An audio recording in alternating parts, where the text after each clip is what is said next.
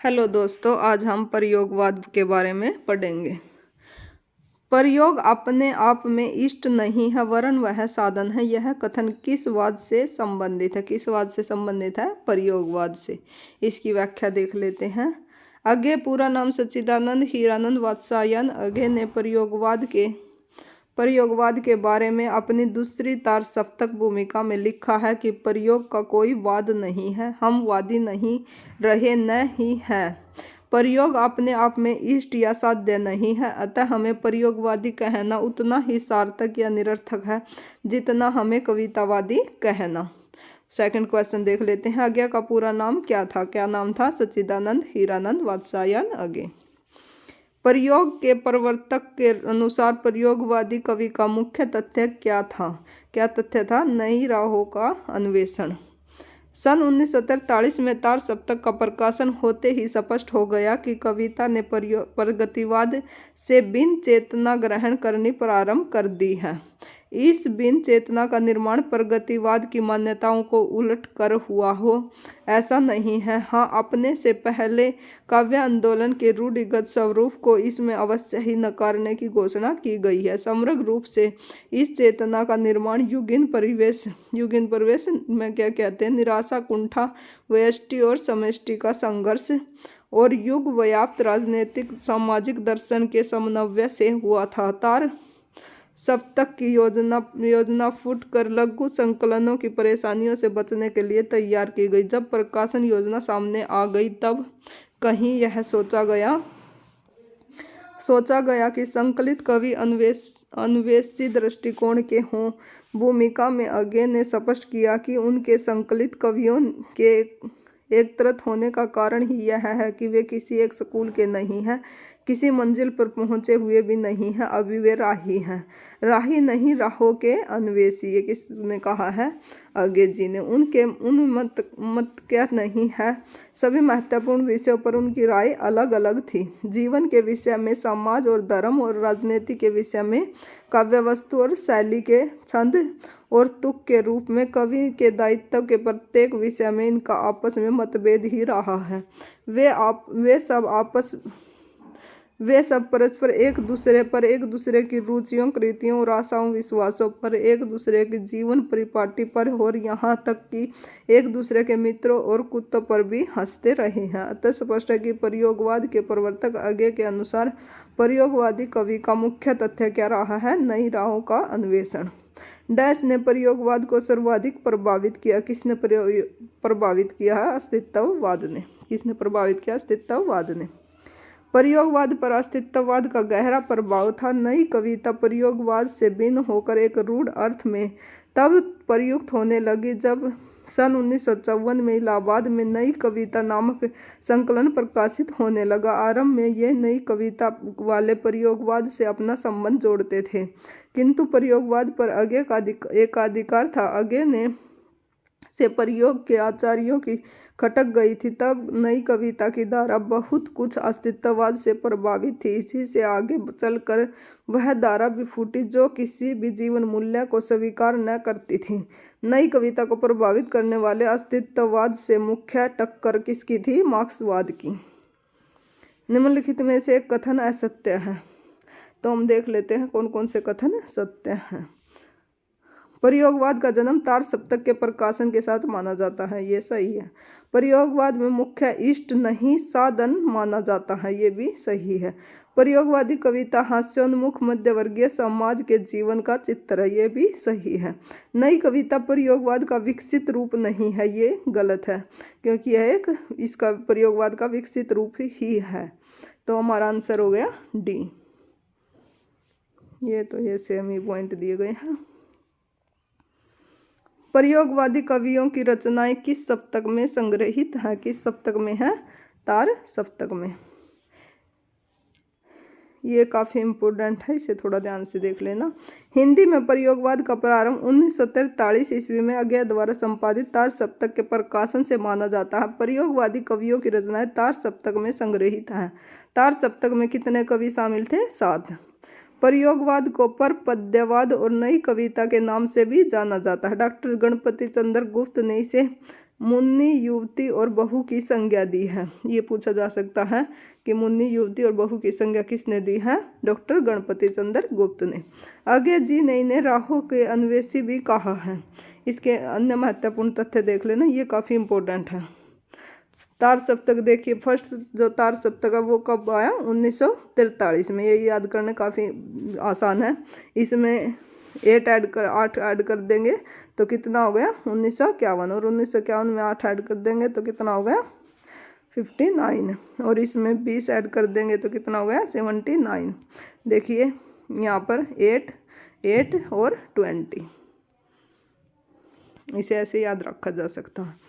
तार सप्तक में जो 1943 के कवि हैं उसे याद रखने का सूत्र क्या है?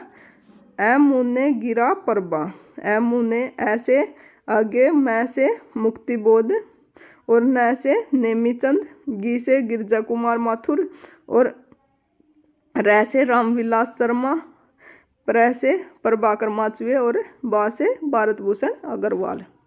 तो इसे एक बार और कर लेते हैं। ऐ मुने गिरा परबा, ये क्या है? फर्स्ट तार सप्तक के जो कवि हैं उनको याद करने की ट्रिक। दूसरे सप्तक कब आया? 1951 में। इसे याद करने का सूत्र क्या है?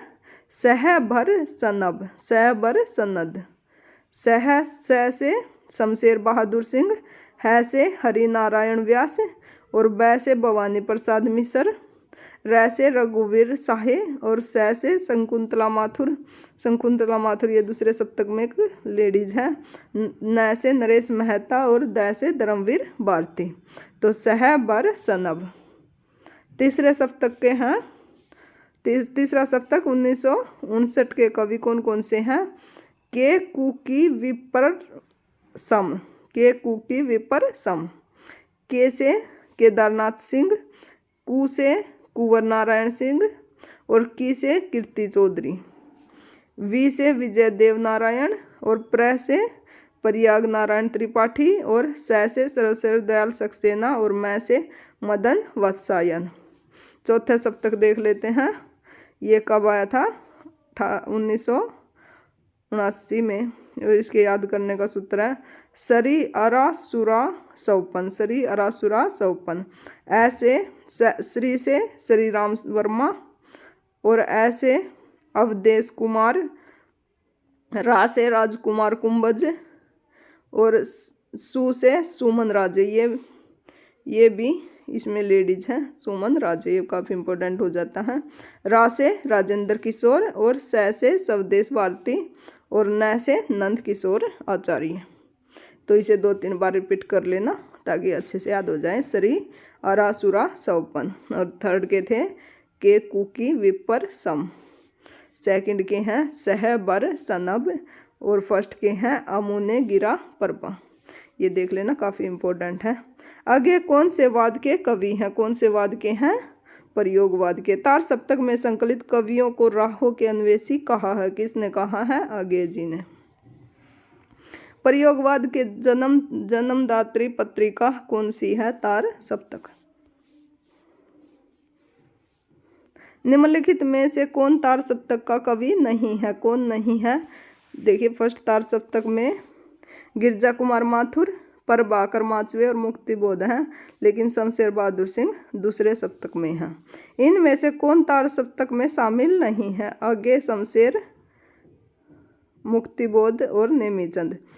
आगे मुक्तिबोध, नेमीचंद फर्स्ट तार सप्तक में है, लेकिन शमशेर बहादुर सिंह सेकंड तार सप्तक में है। तो हमारा आंसर हो गया बी। निम्नलिखित में से तार सप्तक में कौन कवि शामिल नहीं है? प्रभाकर माचवे, नेमीचंद जैन और भारत भूषण अग्रवाल, ये तार सप्तक में, लेकिन रामधारी सिंह दिनकर तार सप्तक में नहीं है। भवानी प्रसाद मिश्र की कविताएं किस सप्तक में है? किस सप्तक में भवानी प्रसाद मिश्र किस सप्तक के कवि थे? दूसरे सप्तक के। तो इनकी रचनाएं भी किस में है? दूसरे सप्तक में। निम्नलिखित में से कौन सा कवि दूसरा सप्तक में सम्मिलित नहीं था? कौन नहीं शामिल था? दूसरे सप्तक में कौन कौन थे? भवानी प्रसाद मिश्र, शकुंतला माथुर और शमशेर बहादुर सिंह, लेकिन मुक्तिबोध दूसरे सप्तक में नहीं था। इनमें से दूसरा सप्तक में संकलित कवि हैं। कौन संकलित है? रघुवीर साहे, केदारनाथ सिंह, नेमीचंद जैन और सरस्वती दयाल सक्सेना दूसरे सप्तक में नहीं है। सन 1951 में प्रकाशित दूसरा सप्तक में कौन सी कवयित्री शामिल है? दूसरे सप्तक में कौन सी कवयित्री थी? ये हमने अभी देखा था, सरस्वती, शकुंतला माथुर। कौन थी? शकुंतला माथुर। और चौथे में कौन थी? सुमन राजे।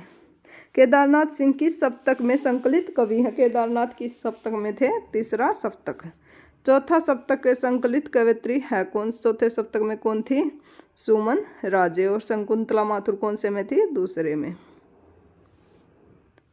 तार सप्तक में कौन सा कवि सम्मिलित नहीं है? कौन सा कवि सम्मिलित नहीं है? भारत भूषण है, मुक्तिबोध भी, नेमीचंद भी, रघुवीर साहे नहीं है। तार सप्तक का प्रकाशन वर्ष 1943। इनमें इसमें 8 ऐड करेंगे तो दूसरा सप्तक, और 8 ऐड करेंगे तो तीसरा सप्तक, और 20 ऐड करेंगे चौथा सप्तक। तार सप्तक का प्रकाशन वर्ष 1943। तार सप्तक का संबंध किस काव्यधारा से? किस काव्यधारा से है? प्रयोगवाद से। आत्महत्या के विरुद्ध कविता संकलन के कवि कौन है? कौन है? रघुवीर साहे। आत्महत्या के विरुद्ध कविता संकलन के कवि रघुवीर साहे हैं। ये अज्ञे द्वारा संपादित दूसरा सप्तक के प्रमुख कवि हैं। रघुवीर साहे कौन से सप्तक में थे? दूसरे सप्तक में। रघुवीर साहे की अन्य रचनाएं कौन कौन सी हैं? कविता संग्रह सीढ़ियों पर धूप में, हंसो हंसो जल्दी हंसो, लोग भूल गए, कुछ पत्ते कुछ चिट्ठियां, एक समय था इत्यादि। कहानी संग्रह कौन कौन से इनके? रास्ता इधर से है, जो आदमी हम बना रहे। निबंध संग्रह कौन कौन से हैं? दिल्ली मेरा प्रदेश, लिखने का कारण, उबे हुए सुखी वे और नहीं होंगे जो मारे जाएंगे, लहरें और तरंग, यथार्थ का अर्थ और बवर। अनुवाद कौन कौन से किए इन्होंने? बरन भवन, ये कौन सा शेक्सपियर के नाटक मैकबेथ का अनुवाद है। तीन हंगारी नाटक। कुआनो नदी कविता संग्रह के कवि कौन है? कौन है कुआनो नदी के? सर्वेश्वर दयाल सक्सेना। कुआनो नदी कविता संग्रह के कवि सर्वेश्वर दयाल सक्सेना है। इनकी अन्य प्रमुख रचनाएं कौन कौन सी हैं? काठ की घंटियां, बांस का पुल, एक सूनी नाव, गर्म हवाएं, जंगल का दर्द। इसके अन्य महत्वपूर्ण फैक्ट देख लेते हैं। 1987 में सर्वेश्वर दयाल सक्सेना की कविता संग्रह खूंटियों पर टंगे लोग के लिए साहित्य अकादमी पुरस्कार मिला था। ये पूछा जा सकता है कि सर्वेश्वर दयाल सक्सेना को किस कविता संग्रह के लिए साहित्य अकादमी पुरस्कार मिला? खूंटियों पर टंगे लोग। उड़े हुए रंग इनका उपन्यास है। सोया हुआ जल और पागल कुत्तों का मसीहा नाम से इन्होंने 2 लघु उपन्यास लिखे हैं। अंधेरे पर अंधेरा संग्रह में इनकी कविताएं संकलित हैं। बकरी नामक इनका नाटक काफ़ी लोकप्रिय है। बकरी इनका काफ़ी इम्पोर्टेंट है क्योंकि ये यूजीसी के सिलेबस में भी है। बालोपयोगी साहित्य में इनकी कृतियाँ बो खो खो, लाख की नाक, बतूता का जूता और महंगू की टाई महत्वपूर्ण स्थान रखती हैं। कुछ रंग कुछ गंध शीर्षक से इनका यात्रा वृत्तांत भी प्रकाशित है। शमशेर और नेपाली कविताएं नामक कृतियों का संपादन भी इन्होंने किया है। कुआनो नदी काव्य संग्रह के रचनाकार कौन है? कुआनो नदी के बारे में अभी हमने इसकी पूरी डिटेल देखी थी कि इनके कवि कौन थे? सर्वेश्वर दयाल सक्सेना। ये इसमें हमारा आंसर हो गया डी। नकेनवाद किस काव्य धारा के लिए प्रयुक्त है? नकेनवाद इनमें से किसी भी धारा के लिए नहीं है, बल्कि यह एक अलग से वाद है। प्रयोगवाद के भीतर ही पर पद्यवाद और नकेनवाद भी पनपा। इसमें सिर्फ कितने कवि थे? 3, और उन्हीं के नाम पर इसका नाम क्या है? नकेनवाद। वे 3 कवि कौन कौन से थे? नलिन विलोचन शर्मा, केसरी कुमार और नरेश मेहता। देखिए इसका न से नलिन विलोचन शर्मा और कैसे केसरी कुमार और न से नरेश मेहता। तो नकेन इन तीनों कवियों के नाम पर ही है। नकेन नामक साहित्यिक आंदोलन के अग्रणी कवि कौन थे? जगदीश गुप्त, नरेश मेहता और आगे नहीं ये मिस्टेक हो गया। इसका आंसर है बी, नकेन। नलिन विलोचन शर्मा, केसरी कुमार और नरेश मेहता। इनमें से कौन कवि नकेनवाद से जुड़ा है? ये ऑप्शन सारे ही गलत हैं क्योंकि नकेनवाद के कवि हम यहाँ पर अभी देख चुके हैं। कौन कौन थे इसके कवि? नलिन विलोचन शर्मा, केसरी कुमार और नरेश मेहता। तो इसमें नरेश मेहता, केसरी कुमार, ये 2 ऑप्शन है। इनमें से कौन परपद्यवाद से संबंधित नहीं है? परपद्यवाद से नलिन विलोचन शर्मा, नरेश और केसरी कुमार। ये परपद्यवाद किसे कहते हैं? नकेनवाद को ही। तो प्रयाग नारायण त्रिपाठी इसमें शामिल नहीं है। गौर अहम निष्ठ व्यक्तिवाद किस काव्यधारा की प्रवृत्ति है? किस काव्यधारा की प्रवृत्ति है? प्रयोगवाद की। प्रयोगवादी कविता की प्रमुख प्रवृत्तियां इस प्रकार है: समसामयिक जीवन का यथार्थ चित्रण, गौर अहम निष्ठ व्यक्तिकता, विद्रोह का स्वर, लघु मानव की प्रतिष्ठा, नास्तावादी या संशयात्मक स्वर, आस्था तथा भविष्य के प्रति विश्वास। नई कविता के बारे में हम नेक्स्ट वीडियो में करेंगे। Thank you for watching.